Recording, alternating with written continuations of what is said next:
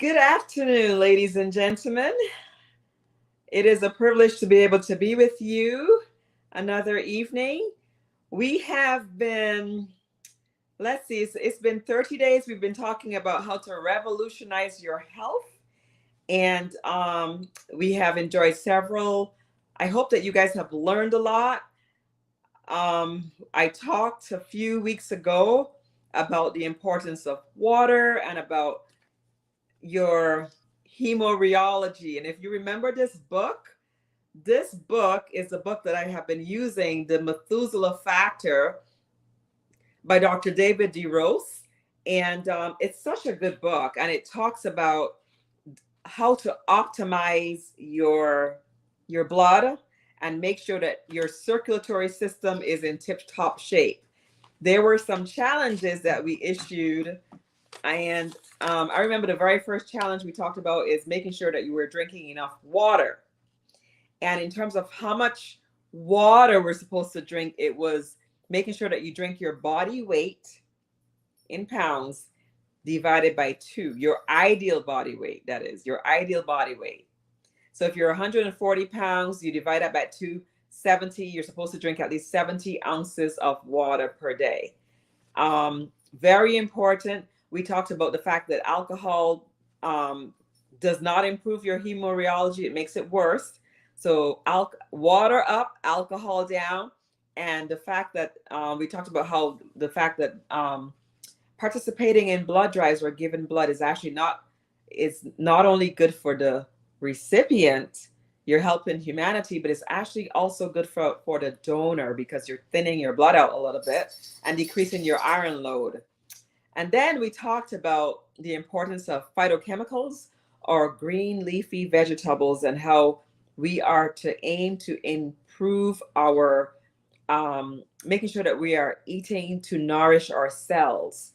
And so green leafy vegetables, kale and other cruciferous vegetables, and making sure that we're eating berries as well, a lot of berries. Then Dr. Devoy gave a presentation on hypertension, all about hypertension and how to keep your blood pressure down. And we had Mr. Davis who talked about exercise.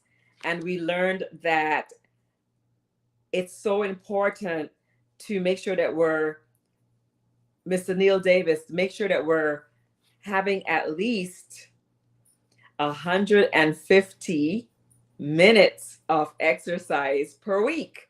And I know that after he spoke to us, I actually started to make sure that I was writing down how much exercise I am doing to try to comply with that, because that's going to guarantee that our circulatory system is working well and also guarantee that our weight stays under control. We also had with us last Wednesday Dr. Karen Abdool, and she talked, the topic was A Merry Heart Doeth Good. And she talked about trauma in the Black community. We touched on depression and the fact that, yes, we at sometimes do experience major depression and also suicidal ideations, and the importance of community and making sure that you are, you don't blow those symptoms off, making sure that you get help if you need it, get a counselor if you need it, and try to make sure that your mental health is well. Tonight, we have Dr. Abdool back with us, and I'm going to have a word of prayer and then tell you a little bit about her for those of who weren't able to join us last week. And then we will welcome Dr. Abdool again. So let's bow our heads and close our eyes for a word of prayer. Father in heaven, we come before you this afternoon, and we're so grateful, Lord, for your presence. We're thankful that we have been able to learn as much as we have in this short time about keeping ourselves healthy so that we can be a good example to those around us, so that we can feel good, so that we can have a good quality of life, not just now, but even as we age. Lord, we know that you want us to have life and have it more abundantly. And so we thank you for all the knowledge that you have given us, all the individuals who've been able to talk to us. And Lord, we ask for the discipline that we need to be able to implement some of these changes in our lives, and so that we can have better health. We ask for your presence, Lord. We ask for clarity of thought, and we ask that you come by here. And we thank you, Lord, for your Son, Jesus Christ, and for him shedding his blood for us. Be with us now in Jesus' precious name. Amen. I omitted to mention that we also had with us Elder Mark Finley and his wife Ernestine Finley were with us on last Sabbath afternoon, and that was such a treat. He talked about stress, and she talked and how to decrease your stress, and Mrs. Ernestine Finley talked about nutrition, and it was such a treat to have them with us as well. So tonight we have with us Dr. Karen Abdool, and we're going to do part 2 of her presentation, which is A Merry Heart Doeth Well. Dr. Abdool is a board certified psychiatrist, a passionate and empathetic MD, PhD actually, a keynote speaker and community educator. She has created a unique approach to healthcare for communities, utilizing her competency in refugee health and her understanding of human physiology and immunology. She has learned from her work with the Harvard program in refugee trauma that the mental wellness is whole body wellness. Thus, she incorporates methods such as trauma narrative therapy, oral history taking, nutrition counseling, and health education into her patient care. Dr. Abdool received her medical degree from Howard University in Washington, D.C., where she also received her PhD in microbiology with an emphasis in immunology. She completed her medical training in psychiatry at the Brigham and Women's Harvard Medical School Psychiatric Medical Program. And she went on to complete certification in the Harvard program in refugee trauma and global mental health. She's also Beryllium Psychiatric Services upon the premise that healing must occur in the individual, the family, and the community. Therefore, over the past 14 years, she has worked to provide quality medical care, education, and support for individuals, families, churches, and other community organizations. Dr. Abdool, welcome to our forum. We are delighted to have you with us tonight, and we look forward to your presentation as you continue talking about mental health issues. How are you doing? Fine, I'm fine, thank you. So nice to be here again. We're delighted to have you. We invite you to go ahead and share with us. We're going to talk a little bit about trauma and obesity and more stuff to do with mental health. And let's hear what you have to share with us. And we'll come back at the end. We will be monitoring the chat here, and also for those of you who are on YouTube, if you have questions, or StreamYard, you have questions that we can bring to her at the very end. Be sure to get your questions in the chat. Welcome, Dr. Abdool. On Saturday, the country was horrified to find that once again there was a mass shooting, this time in Buffalo, New York. And those of you who have not heard of it, it was uh, a mass murder committed by a white supremacist, a young white supremacist, 18-year-old man, targeting a Black community, in fact, a Black grocery store, killing 10 people and wounding 3. Of course, those in the nation who are sympathetic to the African American community were horrified. And once again, we as people of the African diaspora experienced tremendous trauma associated with this. People were afraid. People were. I was reading some of the news articles that said that people were cautious, scanning, looking around when running simple errands like going to the supermarket. And naturally so, because this is, I believe, the second time there has been a shooting of African Americans in the supermarket. Uh, our children are afraid because we are afraid that uh, HBCUs will be targeted by white supremacists.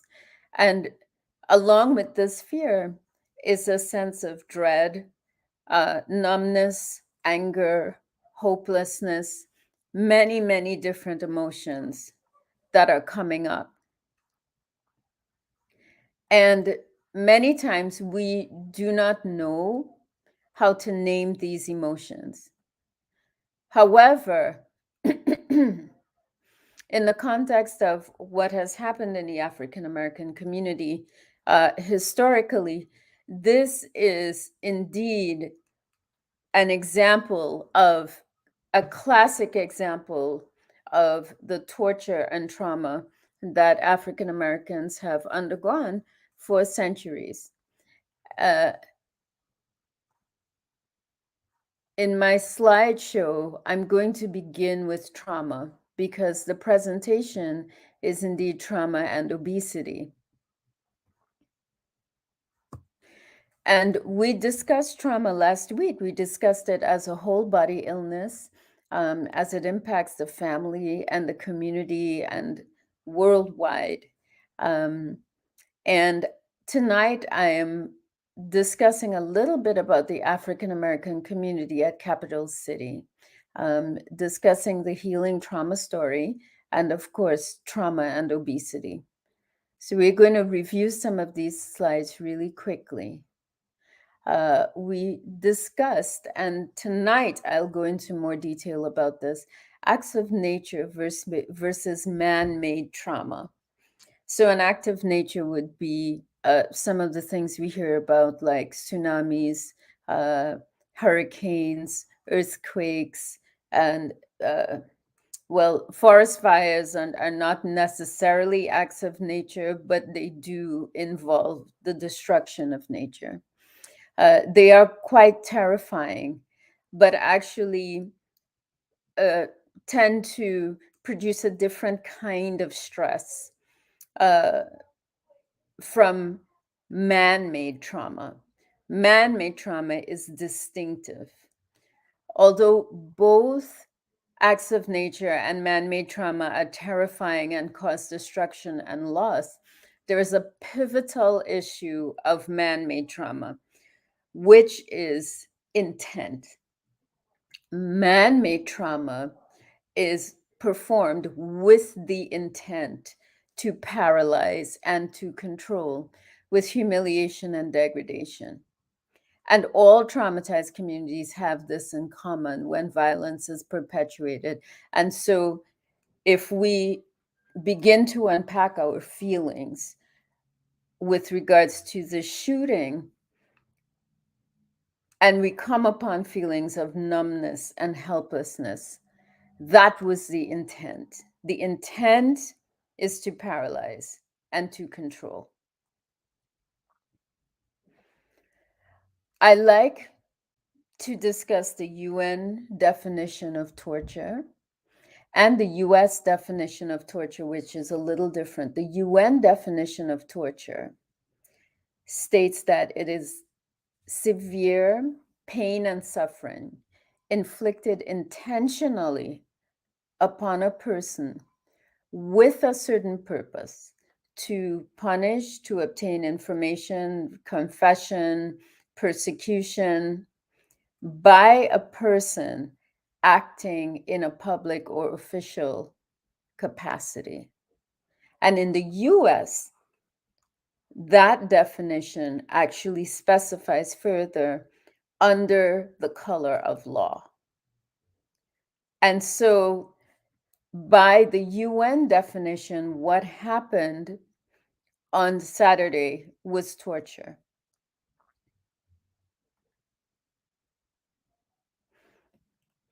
I hope that people can see this slide clearly, because this slide gives a framework of what happens when torture, there we go, thank you, when torture is perpetuated on a community. We talked last week about the disrupted physiology associated with trauma, um, and torture. And we discussed the fact that there are multiple physical issues that happen, including obesity, which we're going to discuss tonight, and psychiatric illness, which we discussed last week, depression, anxiety, uh, post-traumatic stress disorder, etc. There's also disruption in the family. There's disrupted attachment of children and caregivers. There's disorganization uh, of the family unit, because traumatized caregivers traumatize children. Unfortunately, we do our best not to, but we do. And then there is disorientation in terms of the family unit. Sometimes family units are fragmented. Men are often lost because men are often the first target of trauma and torture. Um, Men also tend to deal with emotions very differently from women. They tend to internalize a great deal. They tend to turn more to substance use. They tend to uh, be more violent in their attempts to commit suicide. And so they tend to complete suicide more than women, much more frequently, as in twice the number of men who attempt suicide complete suicide as women, even though three times the number of women attempt suicide, twice the number of men complete suicide as women. And so removal of the men from the community by various acts associated with torture is really disruptive for the community. This causes an increase in the health burden, collective humiliation, mistrust, isolation, and competition to allay the perpetrators in an attempt to find safety. This deeply, deeply ruptures the community fabric. And it's very interesting when we go to the next slide. Um, the African American community is not alone in this situation. There are over 60 million displaced persons in the world. And here I'm going to stop and discuss something that I touched on very briefly last week. And that's the difference between a refugee and an internally displaced person.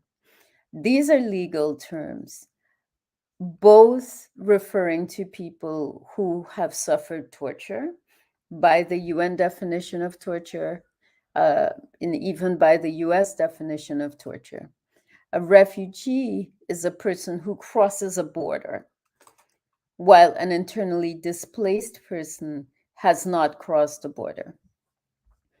A great example of refugees versus internally displaced person happened during the Great Migration, which came about as a result of the white supremacist redemptionist movement and uh, the Jim Crow enactment, where thousands and thousands of African Americans left the South and came north.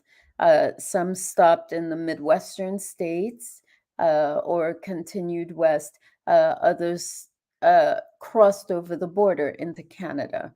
Those who crossed the border um, would be, by international law, referred to as refugees. Those who remained in places like Missouri and Michigan and Indiana, actually, Gary, Indiana, was a settlement for African Americans, and other places, Chicago, Illinois, and other places in the Midwest, as well as the North, are considered internally displaced persons. Why was this important? This was important because once someone crosses a border, they are supposed to receive the protections of international law, while persons who remain within their country are supposed to enjoy the rights and privileges of everyone who lives in that country. And so, if torture is being inflicted by the government of the country or people in positions of power and authority, internally displaced people tend to suffer grievously. And it is difficult for the international community to impose upon the sovereign will of the government. That being said, I've worked with many traumatized populations. There are this is a list of some of the populations that I've worked with, except for Bosnia. I didn't really work with any Bosnians. They came before I got on board. Um, but I have worked with people from literally all over the world. The Those who I left out here but worked with as well are people from the Middle East, including Iraq and Palestine. And unfortunately, the Syrians were not able to really come to the United States, or I would have worked with them. And so there is a huge group of people who undergo trauma in the countries where they live or are refugees from those countries. So I was told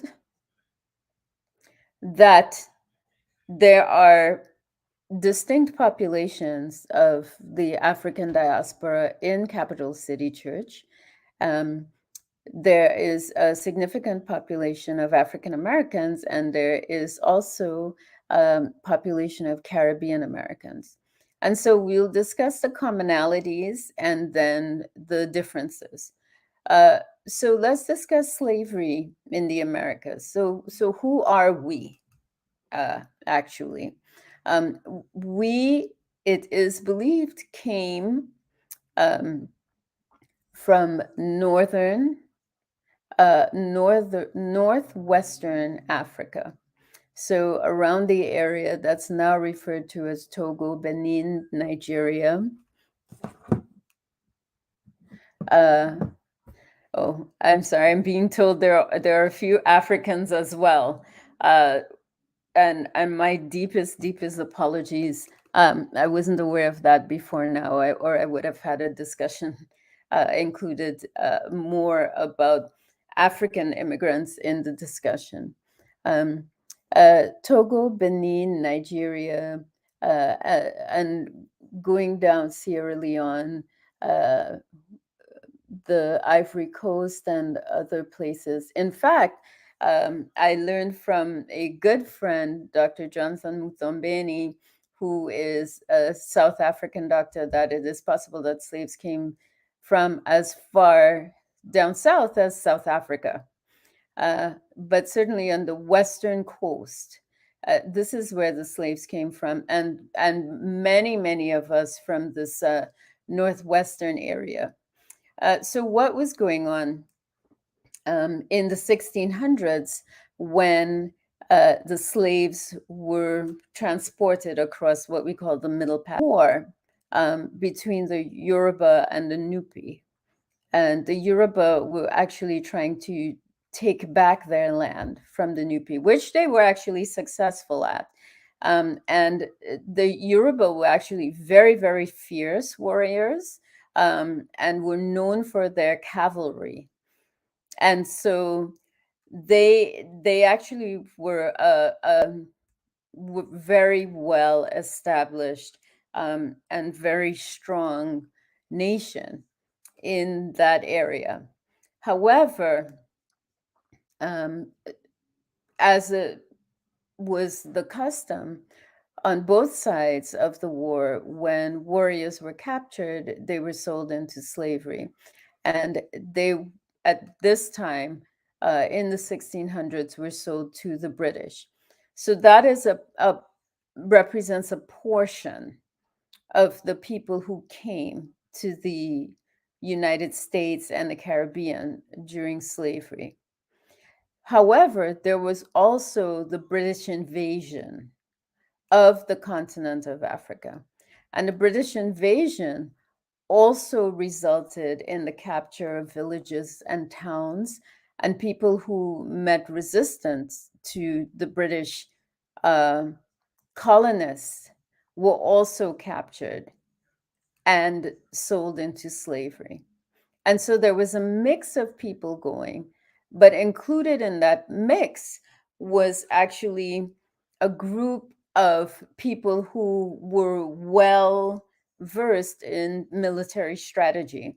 And so, when we think about the way that slaves attempted, once they achieved a common language, which was their barrier, um, once the ways that they attempted to enact uprisings, the way that the Underground Railroad was constructed and mapped out, when we think about the various ways that slaves resisted, um, these things came about because the people who had come had actually been military strategists in their own nations.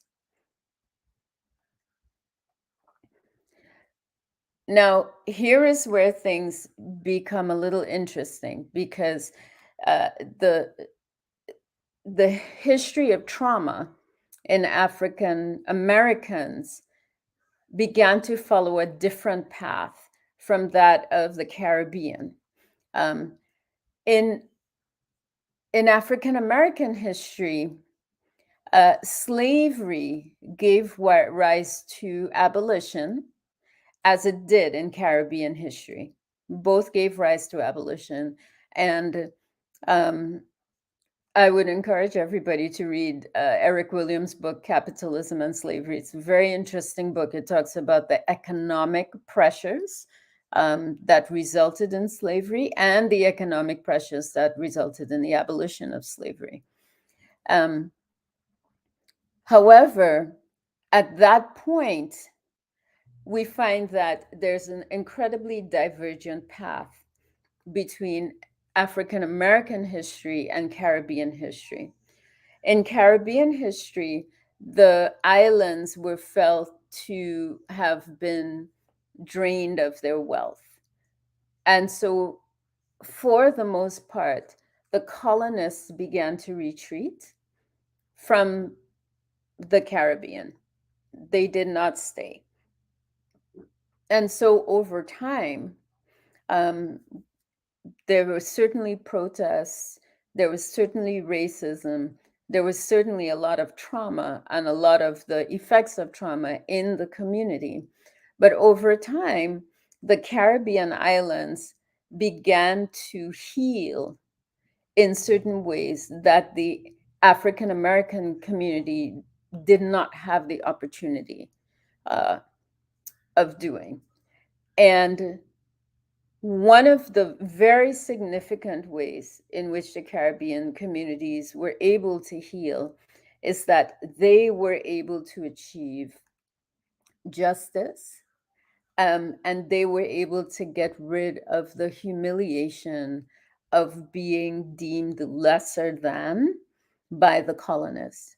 And they did this by establishing their own governments with people who looked like them in power, their own judicial systems, albeit those judicial systems were certainly adopted by the imperial power, adopted from the imperial power. However, the judiciary, the law enforcement, even prison, etc. All of it was governed by the people, as opposed to the colonists governing. And so, as Caribbean states began to achieve independence in this way and to construct uh, their own judicial system and their own governments, they were able to begin the healing pathway that we say takes about 5 generations from the time of a traumatic insult to achieve complete healing. And the Caribbean countries have not achieved that healing yet. Um, However, generationally, they started to heal. In America, there was a very different situation. So there was slavery and there was abolition, and everyone knows about the Civil War in the mid 1800s. Everyone knows about Abraham Lincoln and his wish to free the slaves and the insistence that this was important for the country, not only economically, but as a moral state. And so the Civil War was won by the North, we know, and the Union troops were sent to the South to enforce the laws that were being put in place. And so laws were put in place so that people who were former slaves could have a certain amount of land, so that people could work for wages, so that they would be given the rights and privileges of all the citizens of the United States, et cetera, et cetera. And this was called the Reconstruction period. The Reconstruction period was a period of actually great growth in the African American community. People began to establish their communities. There was no segregation such as we know it, but there was deep, deep racism. Um, and even within that, African American communities began to thrive. However, we all know that Abraham Lincoln was assassinated and Andrew Johnson became the president. And Andrew Johnson, under the influence of very powerful Southern lobbyists, withdrew the Union forces from the South. That resulted in a backlash that was called the Redemptionist period.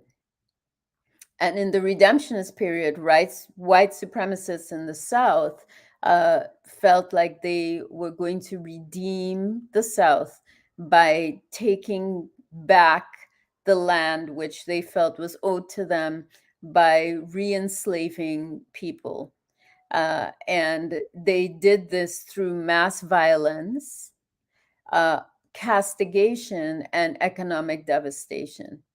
So I want to talk a little bit about castigation here, because we know about the mass violence. We know that the Ku Klux Klan burned people, they hung people. It was really, really horrible. But the castigation was much more subtle. So there was a messaging that was being given about African Americans that stated that African Americans were stupid, that African Americans' brains were not as fully developed as other people, that African Americans were naturally prone to violence, that African Americans could not govern themselves. And so there's very deliberate messaging being poured into the white communities that stated that African Americans did not have the characteristics or the capacity to govern themselves, to think for themselves, and to form what the West understands as civilization. And it's important for us to remember that, because when we talk about what's happening now, and we talk about microaggression, this is the deep, deep root of microaggression, and it is a messaging that has lasted for hundreds of years. Um, the economic devastation, of course, was, you know, this was horrific. People lost their land, they were displaced, and you remember um, we discussed internal displacement. People were displaced from their land. Either the men were killed or people were chased off of their land. Um, People were forced into what we call sharecropper contracts, where they were forced to work for food and not given a wage. And so, in essence, forced back into slavery. And because of this, the Great Migration began. And as migration began, the segregation and the white supremacy followed it. And so we can actually trace the journey of African Americans from the South up to the North, up to the Midwest, and going out West. And where we find the African American communities in places like St. Louis, Missouri, in places like Gary, Indiana, in you know, the places where the Black people were moving, uh, Jim Crow moved. And so, in all of those places, you will find commonalities. You will find that there is a narrative of poverty, of inability to govern, of stupidity, lower test scores, violence, et cetera, et cetera, et cetera. But this was a pressure, also a pressure that was placed on the communities. Um, we think about things like the Tulsa, Oklahoma bombings, where, you know, Black Wall Street had been established, and then the entire city was decimated. This had been a thriving town, African American town. The African American dollar was kept within the community, and people were extremely prosperous. They were doing very well. They were very much self governing. And then, because there was anger that this was happening, the entire Black Wall Street was bombed. Well, this was sort of a massive, dramatic example, but this happened all over. And so the fact that there's more poverty, we know about uh, the civil rights movement, we know about the redlining, we know about all of the different ways that attempts were made to once again carry out this narrative that African Americans are less than, that came after the civil rights movement. And these were all intentional. So, what we see in African American history is this repeat of trauma over and over and over. So, there's slavery, and then there was abolition and Reconstruction, then redemptionism. And again, Jim Crow, we had the movement of African Americans. Jim Crow came, then we had the civil rights movement.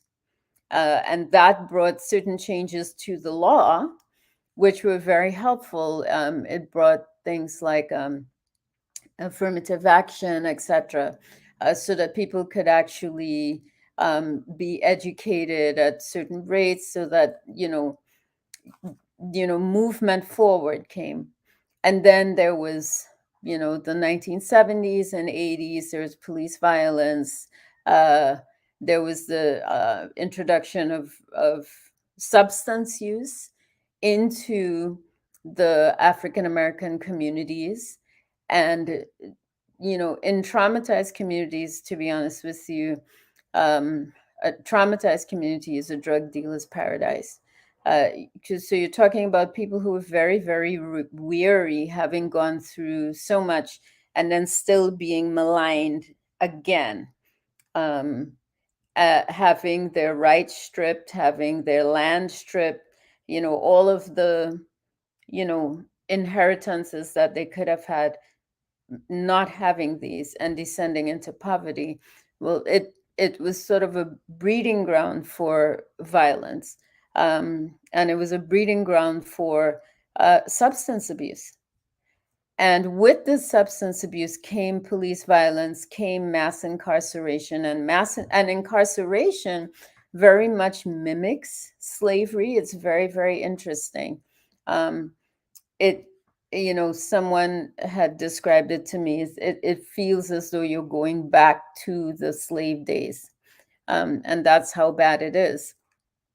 And so we had all of that, and as people moved forward, we came to the election of Barack Obama, which for Black people was an amazing thing, because they had been fighting for so long, and finally there was some very strong healing that I think was powerful, not just because it was healing for the Black community, but because the entire nation was participating in this. And unfortunately, out of that sprung the new white supremacist movement, which brings us to last Saturday and that very violent attempt to torture Black people. It also brings us to a lot of the microaggression that Black people face, that underlying narrative that we are not as good as, which forces people to feel like they have to work extra hard, twice as hard to get half as much. Um, and all of these things add layers to the general pressures in our lives. So, in general, life in the United States is stressful. It's very economy driven. It seems a very unforgiving place, especially if you do not, have the means, the economic means, to be here. And superimposed upon that is, for us, these images of people being shot to death simply because of the color of their skin, um, as well as that underlying narrative that tends to pervade a lot of people's workplaces, a lot of people's places of education, um, and a lot of social systems, that Black people are not quite desirable, that a Black man is not desirable for someone else to marry, a Black woman is not as attractive, etc., etc. So it's constant narrative that is an undercurrent, and it's a very powerful undercurrent, and produces a lot of stress.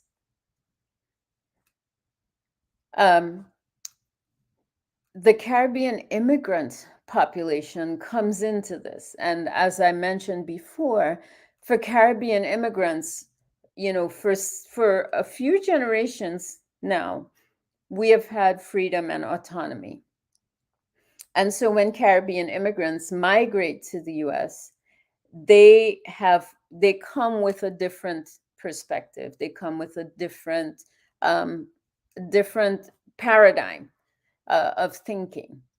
And so I say sometimes that I became Black at the age of 23, because in Trinidad, I had no concept of, walking the earth as a Black person. I mean, there was an awareness that I had Black skin, certainly. But in terms of walking around thinking I'm Black, that was not a part of my consciousness until I had been in the US for a few years. So when Caribbean people migrate to the US, and the same is, it's actually similar from people from the continent of Africa, they come for different reasons. One of the big, big reasons is education. Education is the reason that I came, is the reason Dr. Durant came, is the reason many of us came. Um, and so there's a group of people who come here, not necessarily with means, but some with a lot of means, for the express purpose of doing well. Um, and it's a do or die situation. You get your education or you go home. So people slug it out and they get their education and they do really well. But this is specifically, this is what we call selection bias. It's a specific group of people who are biased towards getting an education, biased towards getting a job. That is the reason they are here. However, given the narrative that constantly crops up against African Americans, that narrative is often used to create this sort of false dichotomy that somehow the Caribbean immigrant is supposed to consider themselves better than African Americans. And that is not true. And I'm not going to discuss much about that tonight. But again, this sort of undercurrent of, you know, less than, you know, not working hard, et cetera, et cetera, et cetera. It plays on what is actually a very noble and ideal wish to become well educated and to get a career and a job. Other people come here for refugee status. Haitians often come for refugee status. And honestly, what happened in Haiti was horrific with the French government. We can talk about that some other time. But yes, refugee status, several of the middle African countries have people who seek refugee status as opposed to the western and eastern part of the African continent, where many people, some people seek refugee status, yes, but many people are coming for education and jobs, and they're very wealthy people who send their children to be educated. And so there are many, many reasons that Caribbean and African people immigrate to the United States. However, once we get here, all of the stresses that I was discussing before begin to apply to us. And many times we don't really recognize it until we go back home and people say to us, "Oh my gosh, you put on so much weight." And so I know that this seems like a very circuitous way to get to obesity, but you have to understand that there is also a genetic um, sorting out that happened with this. People were genetically selected who could absorb and utilize energy very quickly. And what that meant if you were running from a slave owner was that you could escape. What it means for their descendants is that if we are sitting at a desk, genetically, we may be more likely to be obese. So that's the beginning. The second thing about obesity is that, you know, it's very interesting, but we don't often think about this question. Why do we eat? Why do we eat? Now, originally, what we contextualize as, you know, eating, the reason for eating is what we call homeostasis in the body. And that's the classic definition of energy in, energy out, right? Calories in, calories out. Meaning you spend a certain amount of energy, you do a certain amount of work, you eat enough to get that work done, and you have an equilibrium. That's homeostasis. However, that is not the reason that most of us eat anymore. Most of us eat in a way that is non-homeostatic, meaning we have excess fat on our bodies, but we still eat. We are not hungry, but we still eat. Um, and people eat for many, many different reasons. I'm sorry, I don't have my last slide here. But if I were to ask people, what are the reasons you eat? And people start listing the reasons, you'll find that somebody will say, oh, I stress eat. I have a sweet tooth. If people hear this, anybody's heard this before? Yeah, I have a sweet tooth. I'm eating my feelings. I didn't eat all day and now it's my turn. It's my time to eat. I took care of everybody else and now I'm going to relax and eat. So people have a lot of reasons for consuming food that have nothing to do with homeostasis. And therein lies, in part, the root of obesity. Now, why this is important for us is that we are a stressed population. And so we are much more likely to be obese than the general population. Um, One of the interesting things, and I mentioned this before, I wish we could increase this slide, but I had mentioned this before, is that we discussed inflammation in the brain as being one of the causes of depression and anxiety in the body. What's very interesting is that there is also inflammation in the brain centers in the area of the feedback loop where leptin, which is released from the adipose tissue to tell the brain that you're satisfied, is sensitized. Let me break that down. How do we eat? What causes our body to say, I'm hungry? What causes our body to say, I'm full? So basically, when there's no nutrition, when the body needs nutrition, the stomach releases a hormone called ghrelin, which goes to the brain. And it attaches to certain receptors in the brain. And those receptors tell the brain, I'm hungry.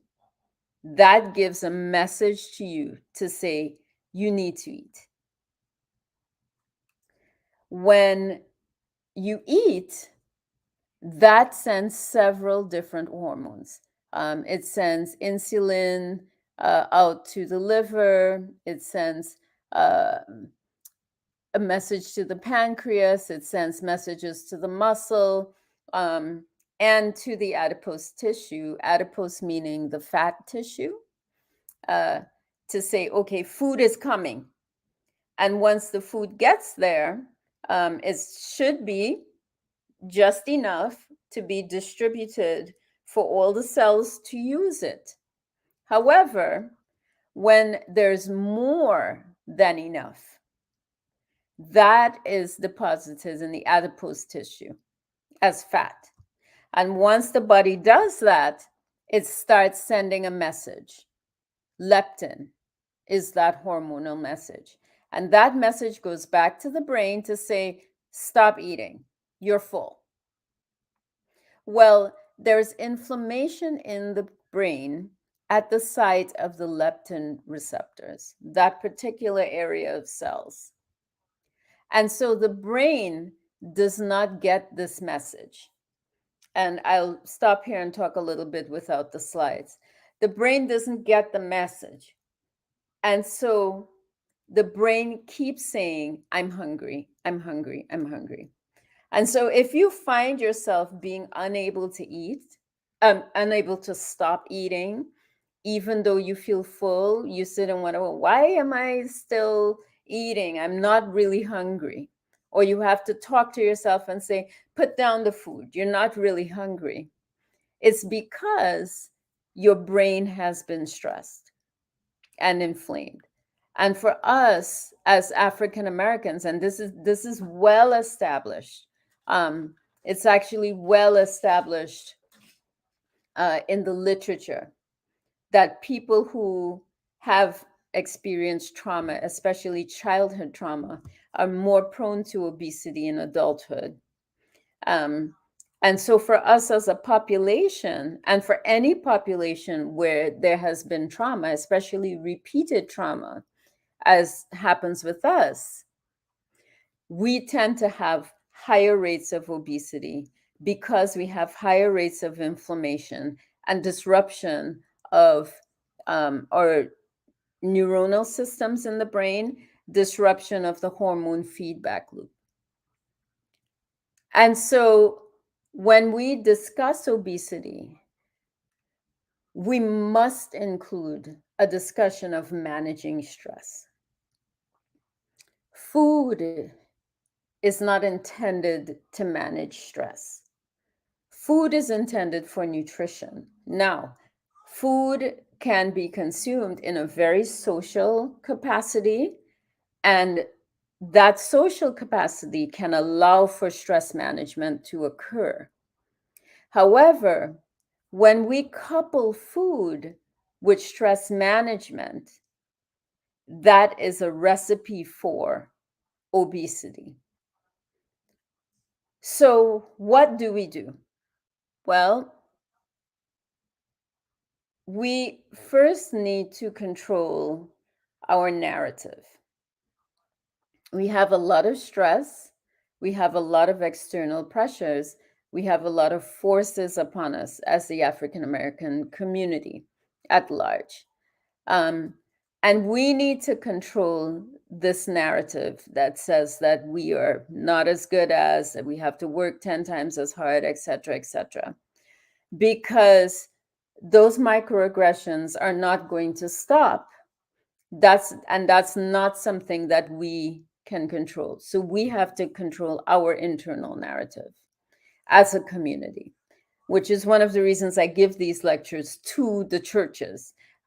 Because as a community, we need to discuss this, and we need to find ways that we can experience catharsis from the things that are going on around us.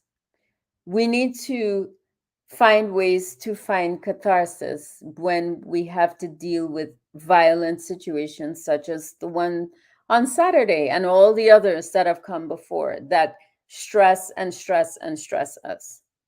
We also have individual stress. Each one of you is a part of a circle of some kind. And in that circle, there is some kind of stress. There are family tensions, there are personal tensions, there's, school stress, there's work stress, above and beyond the microaggressions. And so managing our stress in healthy ways is really important. We discuss things like uh, meditation. And meditation tends to get a bad rep in Christian communities, except that the Bible has already told us to meditate on the Word of God. And that was not an accident, because in meditating on the words that keep us safe, on the words that calm us, we actually very practically, and again, this is well established in the literature, are able to calm ourselves down. Taking a breath, taking several breaths, and learning to become very aware of the state that your body is in is critically important to managing anxiety. A lot of us have emotions come up and we're not aware of them. We're not in tune with what we're thinking. Learning to accept, okay, this is the emotion that I'm feeling. Learning to accept that your emotions are going to come, and learning to breathe through the emotions in the moment until you can get to a place to unpack it, that is important as well. Journaling is excellent. I cannot tell you how great it it is to keep a journal and to write down the things that you are grateful for every single evening. Writing down, keeping a gratefulness journal may be one of the most important things you can do. If you can substitute a gratefulness journal for that extra piece of chocolate cake, it will make a world of difference, or strawberry shortcake, or whatever it is that you like. It will make a world of difference. Journaling will make a world of difference. In particular, as I said, a gratefulness journal. Practicing gratefulness is one of the most powerful ways that you can combat stress. The other, and perhaps most important way to combat stress is with positive affirmations. Now, the Bible contains a ton of positive affirmations. The Bible calls us, the children of God. The Bible calls us, you know, unique and holy and set aside and sanctified. And, there are a ton of positive affirmations in the Bible. Learning to affirm ourselves as a community and as individuals changes our emotions. And so if someone is saying to you that you are less than, and you are saying to yourself, I am a child of the Most High, your emotion is very different. And so this is perhaps one of the most important practices that we can take up. I do it every day. I actually have an affirmation board that lists certain things, characteristics of who I am. And I read it every single morning uh, to remind myself of the person that God has created me to be.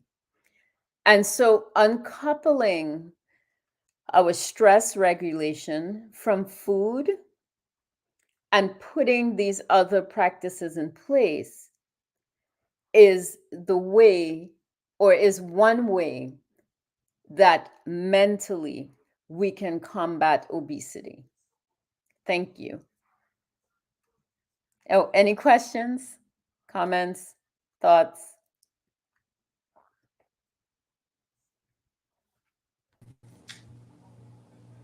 Wow, Dr. Abdul, that is just so much incredibly good information. Um, just the way that you connected our history, where we have come from, what we have been through as a people, to and brought it full circle around to talking about our present state of being in terms of our health. And I've never actually heard a presentation that connected the two, the history with the present situation, and why it is that our communities, for years when I'm in school, I'm usually always hearing that African Americans have a higher rate of hypertension, higher rate of certain cancers, heart disease, and obesity. And we see it as physicians, we see it, but I haven't heard it connected the way that you just drew the arrow, from the trauma that our communities have experienced, to why it is that we tend to become more obese over time. So that was a phenomenal presentation. And thank you so much. Thank you so much. You're welcome. Yeah, a great review of history, African American history, and the history of those that came to this part of the world, this part of the diaspora, in terms of what we went through. And a couple of things that I noticed is that we are a very stressed population. And you likened our stress to similar to those who come and are refugees. And so my question Mhm. is, do you see the same tendency towards obesity, tendency towards those chronic lifestyle illnesses in people who come here as refugees as you see in the African American community that is here? Yes, absolutely. In fact, that was the first place that I was introduced to this type of medical approach to the patient was in the refugee community, actually not in the African American community. And even though this is well documented in the literature in all of the highest medical journals, it's documented in the JAMA, it's documented in the New England Journal of Medicine, all Yeah, that that connection between racism and stress in yeah. African Americans. It almost felt like a parallel discussion Hmm. because in refugee literature, in the refugee journals, it is well documented, and Hmm. we actually look for these illnesses in refugees when they come to the United States. So it really, that is a human thing. It doesn't matter what ethnicity you are, what religion you practice, what race. I mean, all of those things are, you know, fairly artificial divides in many ways. Yeah. But in terms of human physiology, yes, traumatized communities tend to have increased rates in the United States, increased rates of obesity, hypertension, diabetes, stroke, cardiac disease, kidney disease, you name it, Wow. and substance abuse. Yeah. And then the other Yeah. point that you made that really hit home was the fact that men, did you say, do they experience the stress? Well, I guess that it seems like in this country at least that they're the target. Women Hmm. are more sort of invisible, but men are definitely that, like, the target. And so you were saying that they tend to, first of all, they are more likely to be able to be successful with the suicide that they attempt, and that Hmm. they tend to, the substance abuse that we see, and if you reflect on the generation that came back from Vietnam, for instance, if you go to the VA hospitals right now, we're dealing with the generation that came back from Vietnam, generations that came back from the wars in the Iraq Middle and East. yep. Hmm. Yeah, Iraq. Hmm. What was it called again? The Iraq War was, there's a name I for it don't know, anyway. Desert Storm and Desert Storm. Thank you. Those that came right. back from Desert Storm, those that came back from Vietnam, that those are the wars in our generation. And so Hmm. we definitely see the substance abuse that the men that have come back from these wars, we see how it has affected their lives, Hmm. and the You know, homeless actually as well. yeah, one of the interesting things in the African American community here in the United States is that healing, although slower, is Hmm. still being effected in the community. The rates of drug use are about the same in the Okay. African American community in general, Yeah. barring these specialized populations like the veterans. But then rates of substance abuse in veterans are higher in general, Yeah. not just African American veterans. Um, However, the thing that strikes me is that I don't know a single African American man who has not had a negative encounter with the law in some way. And some people have had very violent encounters where they have, you know, been threatened to be shot, you know, by Hmm. the police. They've been Yeah. threatened at gunpoint. They have been beaten. They've been thrown face down on the ground. They've been arrested for no good reason. However, whereas with refugees, when they come, we expect to hear the stories and we ask for them. When an Hmm. African American man enters a primary care physician's office, there is no attempt to even collect this kind of history, far less to do some kind of assessment Mm-hmm. of what he needs in terms of mental health care. It's Mm-hmm. treated as though it is the norm, it is part of society, and that he needs to deal with it and move on. And that is just not the way that human beings deal with things. And so African Americans have higher rates, African American men versus women have Mm-hmm. higher rates of obesity, diabetes, heart disease, the whole deal. Yeah. African American men compared with African American women have higher rates of all these illnesses. Wow. Yeah. And Um, this is a problem. of This is a course. big problem that there's no assessment here. Um There's no unless there's recognition, someone. probably. There's Yeah, there's no. denial. Yeah, Yeah. yeah, Yeah. There's a fair amount of denial and not recognition that this is a problem and this right. affects. We hear what the outcome is. That's stated, but we're not hearing why the outcome is. Even Exactly. even in the medical community, we're not hearing that at all. Exactly. So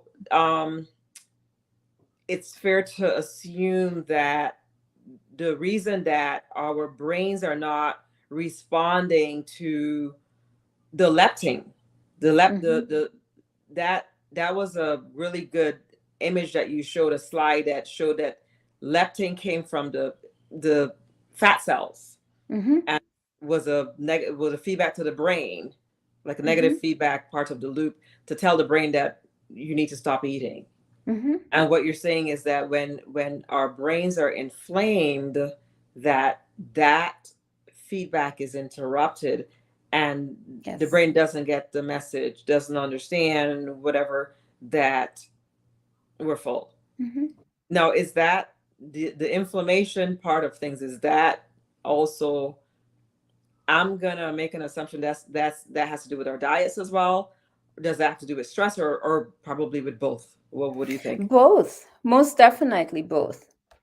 And traditionally we didn't get good nutrition during slavery, Good and point. a lot of what has become tradition Hmm. for us is unhealthy. But I mean, these things were adaptive at the time. Fried foods and lots of fat, Yeah. etc. Yeah. Those are very adaptive when you have to work hard. You need that. And we come back to the whole issue of homeostasis, right? If you Yeah. are working 12 hours, in a field, or wherever, planting, Yeah. picking, you need high fat, Yes. right? You need high Mhm. fat, you need high carbs, you need that. And so the whole frying in fats and various things, the root of it was actually very good. It was very adaptive. Problem is that over time we have not adjusted our diets, and I didn't really discuss diet as much because I know you had a nutritionist Yeah.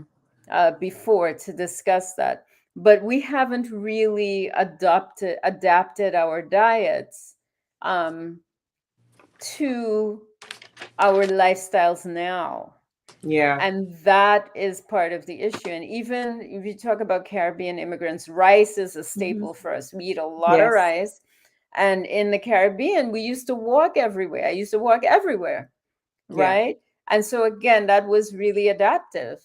Hmm. However, when you come to a place where things are sedentary, where you have a car, where you don't do the walking that you normally do during the day, that you don't get that kind of exercise, then it becomes maladaptive.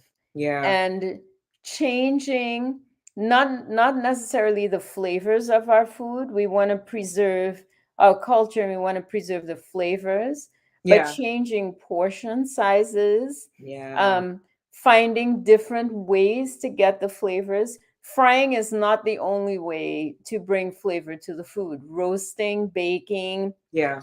Grilling. grilling, all of those actually bring really nice flavor without the fat. Yeah. But making these small changes in our diets to preserve our culture, but to make them adaptive to our current lifestyle is critically important. Um, Sugar, cutting down the sugar, Yeah. not cutting it out, but at least cutting down on it. Because Absolutely. sugar also, Leads to the inflammation. excess sugar leads Yeah. to inflammation. Yeah. Yeah. Yeah. Um, there's a question. You talked about what makes us eat or overeat, vice versa. What makes one lose your appetite for food, even to the point of looking at food and feeling sick? So this is a kind of like the opposite Hmm. of obesity, where one's looking at food and you don't even want to eat. Hmm. Um, So, so this question is very, very broad. Um, I'm I'm going to try to answer what I think you're asking, and if I'm wrong, you can just correct me, Gloria. What I think you're asking is when someone is depressed or anxious, mhm. what might cause them to just lose their appetite? Is that correct? You can just type yes or no Or because we're talking. the answer might be that depression is one of the reasons, because she's asking what causes you to Lose lose your your appetite appetite, for food to the point where you're right, looking at food and feeling sick. and feeling sick. Hmm. So, right. So, since my talk is in the context of trauma and stress, I'll answer it in the context of trauma and stress. So, when one is stressed, um, if we think about again torture and trauma, it precipitates what we discussed last week, the fight, flight, freeze response. And that is propagated by a different hormone that we all know called adrenaline. Okay. And Yeah. adrenaline um, activates what we call the sympathetic nervous system, Yep. where certain things shut down and other things activate. So you have heightened awareness, you are looking around, scanning, your eyes are on alert, your ears are on alert, your body is on alert, your skeletal muscle, the muscle you can control, is on high alert because you're getting ready to fight or run, um, or you're frozen in place. At that point, your appetite is absent. Your sympathetic nervous system suppresses your appetite. What happens with some people, and this can be a characteristic of depression and definitely a characteristic of anxiety, what can happen is that people live in this state.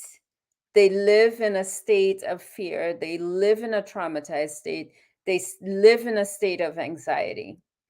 And because of that, they don't feel like eating.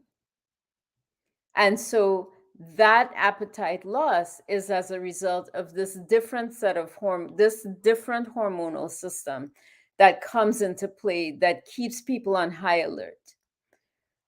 And what happens a lot of the time, actually, is that people end up not eating probably all day until they get to a place where they feel safe, or they get to a state where, okay, everything is done. The boss is taken care of, school is, this, that, the kids are all safe, everybody's inside.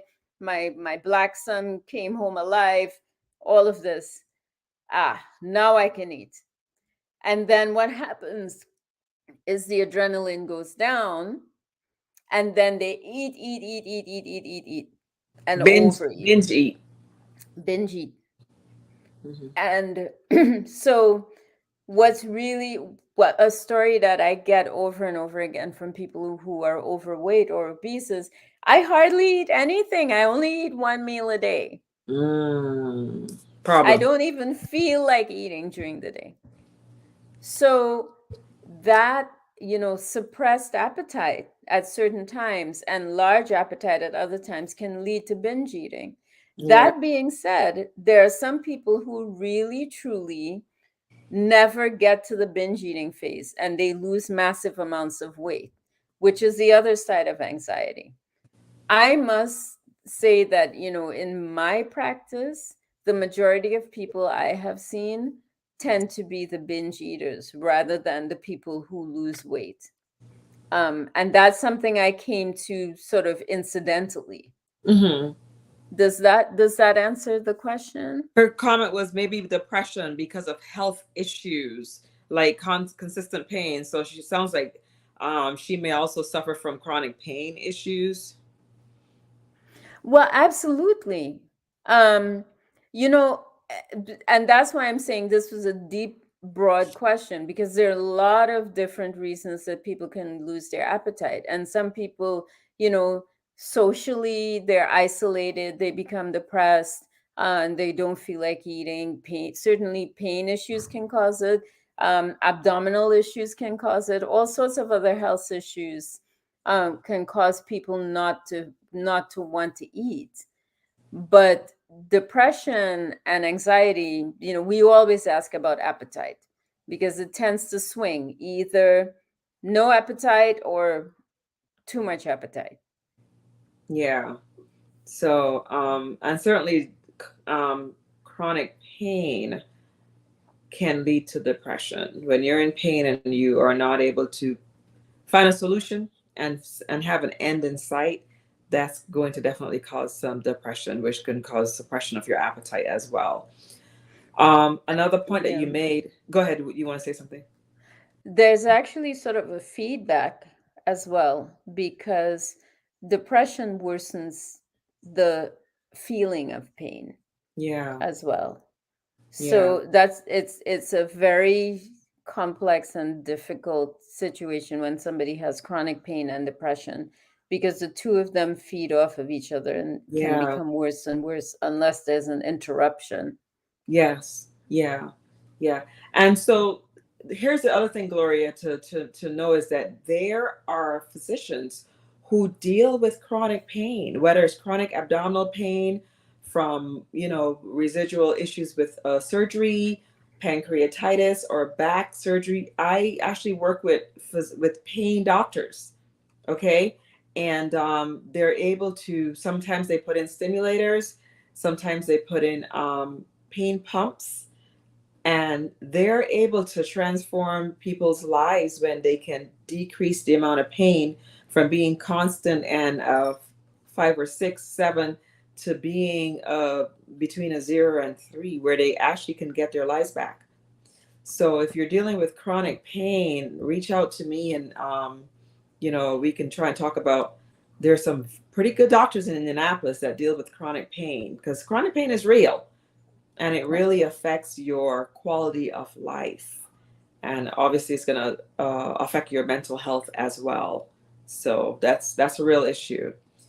Another point that you made, Dr. Abdul, is that we must control our internal narrative, and I like that.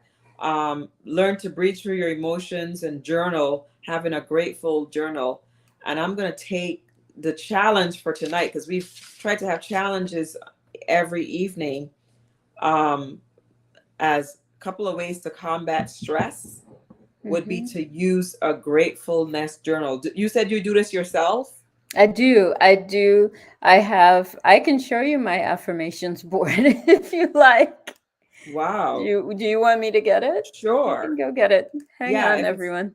if it's not too difficult. So a couple of other points that Dr. Abdul made that were so important, um, was that the gratefulness journaling, and where you write down things that you're grateful for, and also positive affirmation, changing the language. In other words, making sure that we are affirming ourselves, and make sure that you're in a situation, community, small community, large Okay, community. so I can show you what I did. I got this. So I got this board because it's more permanent. Okay. I can take the letters out and spell them any way that I want to. And so I put up words that particularly um, describe me when I am in certain situations, when there are certain descriptors of me, or it feels as though there are certain descriptors coming at me. Hmm. I add the words here that counter the messages, the negative That messages you're receiving. that I'm receiving. Yes. So, So I do it this way. Some people mhm. have a whiteboard. Some people put up sticky notes, um, all over their mirrors, or however you want it. There are a couple of people who draw. They have these really beautiful drawings, and with words all over them that describe different things. However you want to do it, but these affirmations of who you really are in Christ, that they are very, very powerful, and looking at them every day, adding to them every day, can really help you um, Counteract. to counteract and bypass those messages that people that might come at you, so that you don't make assumptions based on negativity. You make assumptions based on the good and positive things about yourself, and it really changes your internal state. I am actually very impressed that you were able to go and get your affirmation board and bring it and show it to us. This is not just something you're telling us to do. This is something that you practice yourself because Absolutely. you have found it helpful in Yeah, your journey to counter negativity. exactly. I have, and very simple, like very simple things. For me, I'll share, like, road rage used to be an issue for me. you know um and since I started doing these affirmations, it's really interesting. The other day, I was driving along and someone blew their horn, and my daughter was in the back, and she said, "Why are they blowing their horn at you?" And I turned to her and I said, "I'm assuming they're not blowing their horn at me because I didn't do anything wrong." Whereas before, I'd have been like, "Who is that?" Da, da, da, blow the horn back, get angry. But it really does change. It really does create a big shift in your mentality when you keep reminding yourself of the person that God made you to be. Yeah. You can be very calm and deal with a lot of things that would otherwise be intended to be humiliating and anxiety Yeah. provoking. Yeah. So, yeah, Yeah. that's my affirmations board. You learn not to personalize things that are happening around you. If someone's rude to you, you're like, well, they must be having a really bad day. You Mm-hmm. tend to you do better at deflecting, you Mm-hmm. know, when Yeah. you can affirm yourself. Gloria said that sometimes they want you to increase your medication, and a lot of physicians, those that are specifically in chronic pain, know that a lot of medications do not necessarily, especially narcotics. There's certain medications that may help chronic pain. Narcotics definitely don't after a while. So Exactly. depends on what medications, like Lyrica and gabapentin, um, are two medications that doctors tend to use for chronic pain that sometimes can blunt neuropathic pain, but Mm-hmm. if you're taking narcotics for chronic pain, after a while they don't work as well. So I'll reach out to you, Gloria, and we could talk about it. But there's some very good doctors. If for people who are at the point where, despite whatever they're doing, they're still experiencing a lot of pain, that's the population of patients that can benefit from seeing not just a primary care physician at this point in time, but going specifically to a pain specialist. And they're usually anesthesiologists who have done a pain year, or they're also, what is the other specialty? They do like stroke rehab and that sort of thing. Um, but anyway, they've done a pain fellowship Hmm. and they're There are versed also in psychiatrists actually who do pain fellowship, and okay, they, okay, yeah, they learn to treat, manage the psychological and psychiatric stress involved in with chronic pain. So, okay. yeah, there are a lot of resources out there. Yeah, and there's some neurologists as well that go into Hmm. chronic pain. So, all right. Anyway, I don't see any other questions or comments. This was a very, very excellent presentation. And for those of you who are listening, please share it with your friends and family so that they can also benefit and come to understand. The other point that you made that was so important was the fact that there is a bias of patients that come, not patients, there's a bias of people that migrate Hmm. from um, that come and are part of the diaspora from the Caribbean and from Africa. That Hmm. particular population is already selected for, and there are people who are going to be trying to succeed. Doesn't mean that the Yes. entire population in the Caribbean is successful or educated. We forget that Right. there's a bell curve in most populations, and you have people who are going to do very well and people who are going to do very poorly, and then there are those in the middle. Those that Hmm. migrate specifically for education purposes tend to be on the upper side of the bell curve. Hmm. So what a lot of African Americans see is that they see the percentage of people that come for education, forgetting that Right. there's a whole bunch of other people who are not doing that well, and Right. who suffer with the same type of issues that that the general American population suffers with as well, in terms of whatever those issues are. So it's a selected few that come Hmm. here and do well compared to the whole. What do you think? Any comment on that? Yeah, I think it's important for us in our narrative in the African diaspora so that we are not easily divided. Yeah, I I agree. feel as though these things are used to drive a wedge when in truth Yes. there are enough resources in this country to benefit everyone in the United States. And the people who are hoarding the resources are not the Caribbean immigrants who are coming for education.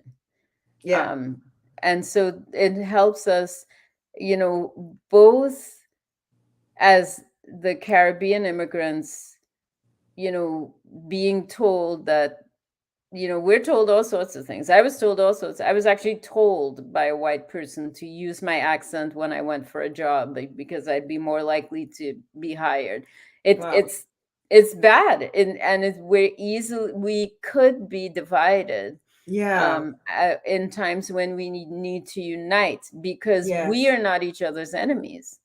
We're not. So it's important for us to see these more subtle forms of microaggression and torture, Yeah. um, and to recognize them so that we can continue to work together as a community, a diverse community, but a community all the same. Yeah, I agree. There's definitely attempts to separate us, and just like the Mexicans are not here to take our jobs, they're they're There are here enough to, jobs. yeah, there are enough jobs, there's enough land, you Yep. know, there's enough work. So yeah, definitely. Gloria says she has a deck of affirmation cards that she keeps at the side of her bed, and she reads them every night before going to bed. Created by Terisha Clark. I am everything. So that sounds like something that works really well. Um, Affirmation cards. Wonderful. Yeah. Yes. So, and Claudine joined us as well, and she said interesting information. So I just want to thank you so much, Dr. Abdul, for this presentation.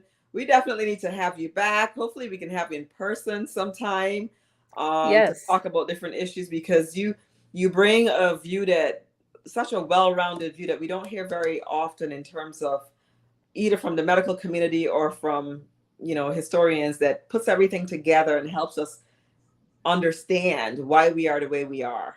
Yes. So I want to thank you once again and for being with us, joining us tonight. And just thank you to everyone who has joined us over the last 30 days. It's been an experience. It's been great, the information that we have brought to you. Please, if you haven't had a chance to go back and view the videos, they're up online. And we invite you to go from the beginning and view as many as you can, because there's a lot of very good information. There's a lot of time and effort that was put into preparing for these presentations, and so we want them to reach as wide an audience as possible. They'll always be available, so go back and review them, because they're meant to help you. And I also want to promote the meeting that's going to happen. This is the end of our health information center meetings. Tonight is the last night, and we're going to transition to having some meetings that we're going to have at Warren Performance Art Center. And the first one's going to be this coming Sabbath afternoon at 7 p.m. So we want to invite everyone. Also, if you can send this out to family and friends, Revelation of Hope, Revelation's greatest end time signs. And Pastor Ted Wilson is going to be talking about end time prophecy, explore the Bible prophecy, help us to experience deeper faith and hope for the future. And we're just privileged to have Pastor Ted Wilson, who he lives in Maryland area, and he's traveled the entire world, and he has shared his hope with millions of people. And he's going to be here for a week. And there are also going to be some health presentations by Sister Wilson, his wife, and also Sister Findley, who was with us last Sabbath. So these are going to be definitely worth your time and effort and energy. And please share them with others so that we can fill that auditorium on Sabbath afternoon. We invite you to come out. And we just want to thank you for joining us once again. I'm going to offer a word of prayer and let everybody go on their way. So, Father in heaven, we want to just give you thanks and praise for the time that we have spent together here. We thank you for the information that has been shared. We thank you for Dr. Abdul and for the time that she's put into preparing these presentations for us. I want to thank you for all our presenters that we had as well, and for everybody who's been listening in. Lord, we ask that you help us as we move forward with trying to implement these challenges that we have been given, so that we can better our lives, so that we can counter all the negativity that we hear every day, so that we can have more healthy lives, and so that we can just be a better witness of who you want us to be. We ask for your Holy Spirit to be with us and to fill us and to guide us, give us wisdom in everything that we do, every decision that we make. Be with our families and our friends, and be with our neighborhoods, Lord. Watch over us even tonight. And Lord, we ask that when you come back, that we'll be ready to go home with you.